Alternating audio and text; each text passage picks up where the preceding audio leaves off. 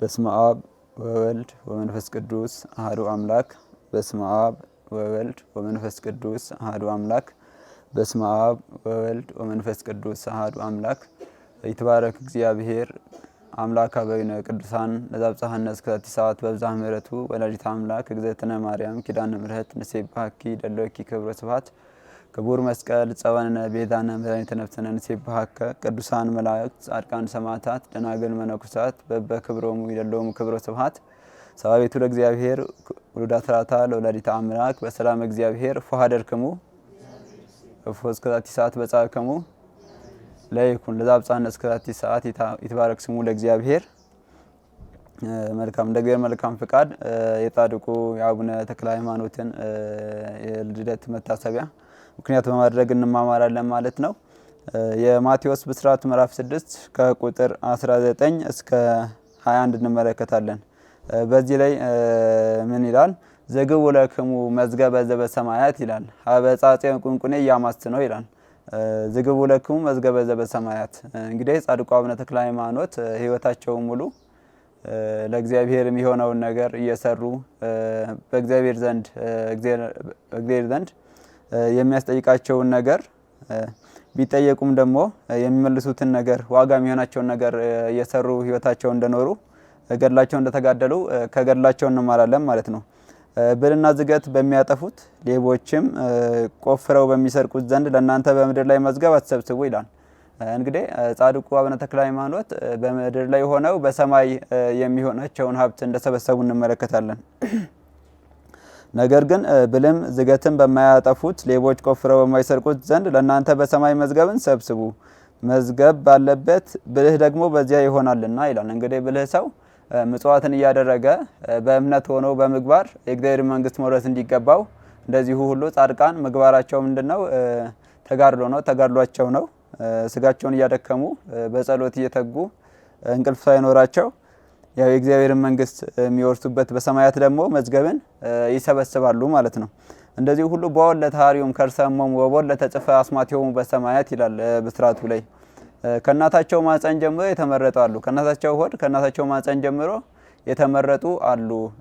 ከእናታቸው ማፀን ጀምሮ ደግሞ ስሞቻቸው በሰማያት የተጻፉ አሉ ከተባሉት ውስጥ ጻድቁ አቡነ ተክለ ሃይማኖት አንዱ ናቸው ማለት ነው። ገድላቸው እንደሚያስረዳን ጻድቁ አቡነ ተክለ ሃይማኖት በተወለዱ በሶስተኛው ቀን በሰንበተ ክርስቲያን ይላል ወይም በሰንበተ ርቱዓን ስብሐት ለአብ ስብሐት ለወልድ ስብሐት ለመንፈስ ቅዱስ ብለው ያው ቅዱስ እግዚአብሔር ቅዱስ ኃያል ቅዱስ ሕያው ዘይመውት ብለው አብ ወልድ መንፈስ ቅዱስን በምስጋና ምስጋና ለአብ ምስጋና ለወልድ ምስጋና ለመንፈስ ቅዱስ ብለው እንዳመሰገኑ ገድላቸው ይነግረናል ማለት ነው። እንግዲህ ያው ሁሌ ደግሞ በየአመቱ በቅዱስ ሄኖክ አቆጣጠር ዛሬ ዕለተ አርብ ነው። በየአመቱ ሶስተኛው ቀን ከልደታቸው ምን ይሆናል ማለት ነው?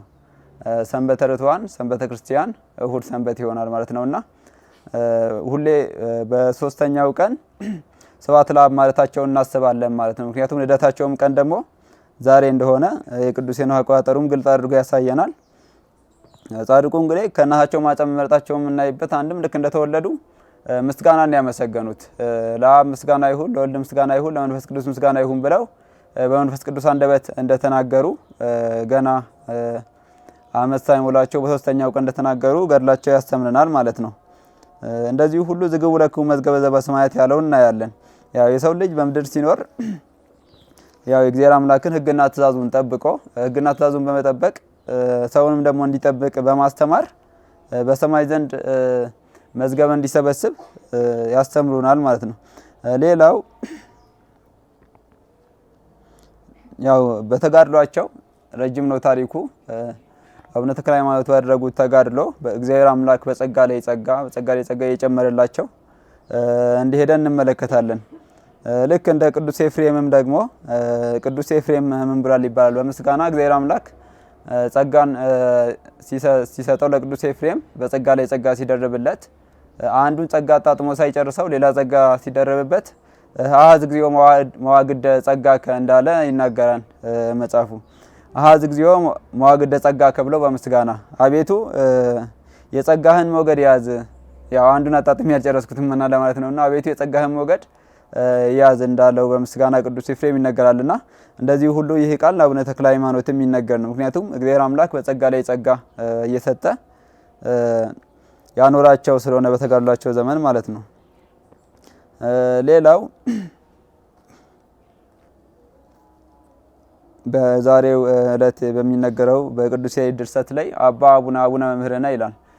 አቡነ ተክለ ሃይማኖትን ያው ሁሌም ቢሆን አባታችን እያልን ልንጠራቸው እንደሚገባ ቅዱስ ያሬድ ምሳሌ ሆኖ ይነግረናል።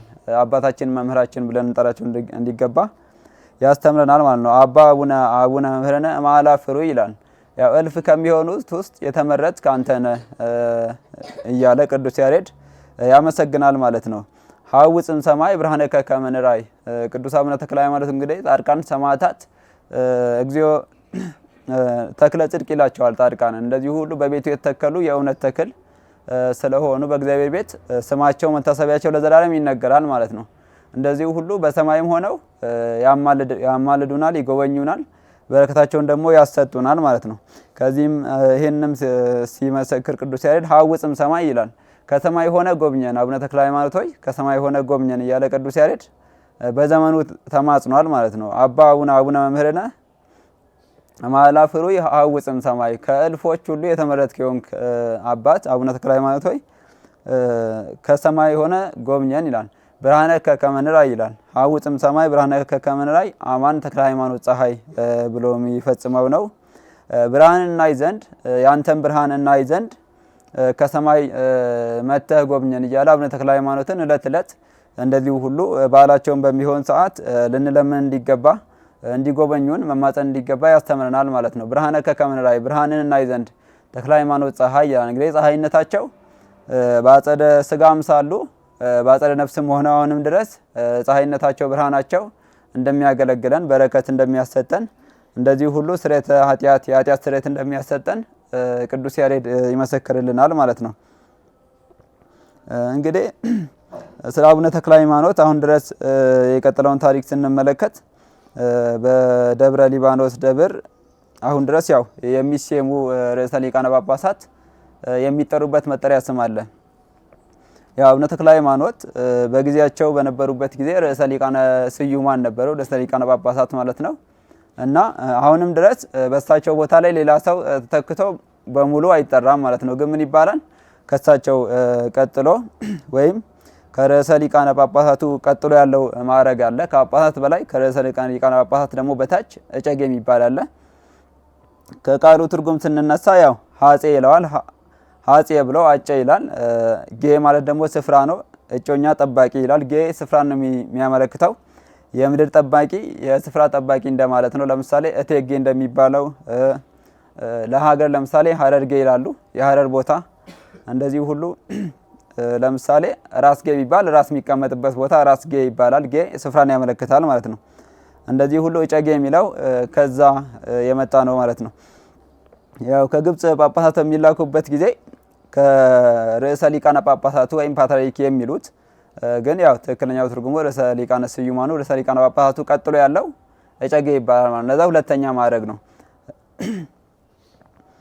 ስለዚህ በኢትዮጵያ ላይ በደብረ ሊባኖስ ተተክተው ያገለገሉ ቅዱሳን አባቶች ሁሉ ይሄ እጨጌ የሚለውን ስም ተጠርተውበታል ማለት ነው። የገዳሙ አለቃ ለመባል ተጠርተውበታል። ያ ማለት አቡነ ተክለ ሃይማኖት ሁሌም በቦታው ስላሉ በኢትዮጵያ ላይም ርዕሰ ሊቃነ ጳጳስነታቸው ሁሌም ስለሆነ ተተክቶ የሚመጣው ርዕሰ ሊቃነ ጳጳስ ወይም ፓትርያርክ ማንኛውም ተተክቶ የሚመጣ መጠሪያው ምንድነው? ከሳቸው ቀጥሎ በሁለተኛ ደረጃ ማዕረግ እንዳለው ነው የሚያሳየው እንጂ ዋናውን ቦታ መያዝ ስለማይችል ለዛ ነው እንግዲህ ሀጼጌ ወይም እጨጌ የሚባለው። ስለዚህ ነው ርዕሰ ሊቃነ ጳጳሳት ሲሾሙ ወእጨጌ ዘመንበረ ተክለ ሃይማኖት ተብለው የመጣው ታሪክ ከዚህ አንጻር ነው ማለት ነው። ማንም የትም አክሱም ጽዮንም ቢባል የትም ሀገር ላይ ሹመታቸው ቢሆን የመንበረ ተክለ ሃይማኖት ግን እጨጌ ናቸው። ያ ማለት ለመንበረ ተክለ ሃይማኖት ሁለተኛ አገልጋይ ወይም በማዕረግ ሁለተኛ ሆነው የሚያገለግሉ ናቸው ርዕሰ ሊቃነ ጳጳሳቱ ማለት ነው፣ በየጊዜው የሚሾሙት። ያ ማለት አቡነ ተክለ ሃይማኖት እንዳሉ በዋናነት በኢትዮጵያ ላይ እንደዚሁም በደብራቸው ላይ በርዕሰ ሊቃነ ስዩማንነት በርዕሰ ሊቃነ ጳጳሳትነት የመጀመሪያው እሳቸው እንደሆኑ ኢትዮጵያ ላይ የሚሾሙት ርዕሰ ሊቃነ ጳጳሳት ሁሌ ከእሳቸው ሁለተኛ ማዕረግ ሆነው እንዳሉ ከዚህ እንረዳለን ማለት ነው። እንግዲህ ያው በወለት ታሪውም ከርሰሙ በወለት ጽፈል አስማቲውን በሰማያት ይላል። እግዚአብሔር አምላክ እንግዲህ ያው ይመርጣል። ከመረጣቸው ምርጦቹ ውስጥም አቡነ ተክለ ሃይማኖት አንዱ ናቸው። እንደዚሁ ከማህፀን ጀምሮ እንደተመረጡ ስማቸውም ሁሉ በእግዚአብሔር መንግስት እንደተጻፈ እንመለከታለን። በህይወታቸው ያው ብዙ ተጋድሎን ተጋድለዋል። ገድላቸው ብዙ ያስተምረናል። በእረፍታቸው ጊዜ ደግሞ ወደፊት የምንመለከተው ይኖራል። ያው ጻድቃን ቢኖሩም ለእግዚአብሔር ነው፣ ቢሞቱም ለእግዚአብሔር ነው። ቅዱስ ጳውሎስ እኔ ብኖርም ለአምላክ ነው ለመድኃኔዓለም እንደሆነ ተናግሯል። ብሞትም ደግሞ ለኔ ጥቅም ነው ብሏል። እንደውም ወደ እግዚአብሔር መሄድን እመኛለሁ ብሎ የገለጸበት አለ። እንደዚሁ ቅዱስ ያሬድ በእረፍታቸው ላይ ሞተው ምሰለ ጻድቃን ህይወቶም ውእቱ ይላል። የጻድቃን ሞታቸው ግን ምንድነው? ህይወታቸው ነው። ምክንያቱም እድሜያቸውን በሙሉ እግዚአብሔርን በመፍራት እግዚአብሔርን በማገልገል እውነቱን በመመስከር ተጋድሎን በማድረግ ኖረዋልና ቢሞቱም ምንድነው? ህይወታቸው ነው። ኖረውም ለእግዚአብሔር ነው የሚያገለግሉት። ወደ እግዚአብሔር አምላክ በሚሄዱበትም ሰዓት ደግሞ ህይወታቸው እንደሆነ ህይወታቸው ወደ ሆነው ትንሳኤና ህይወት ወደ ሆነው እግዚአብሔር አምላክ እንደሚሄዱ ይነግረናል ማለት ነው። ስለነበረን ጊዜ እግዚአብሔር ስሙ የተመሰገነ ይሁን። ያስተማረን የመከረን የሁሉ እግዚአብሔር ስም ምስጋና ይገባዋል። ወስብሐት ለእግዚአብሔር ወለወላዲቱ ድንግል ወለመስቀሉ ክቡር። ይመሐረነ ወይሳሃለነ በርትዕት ተዋሕዶ ሃይማኖት ያጽናነ። ይቆየን።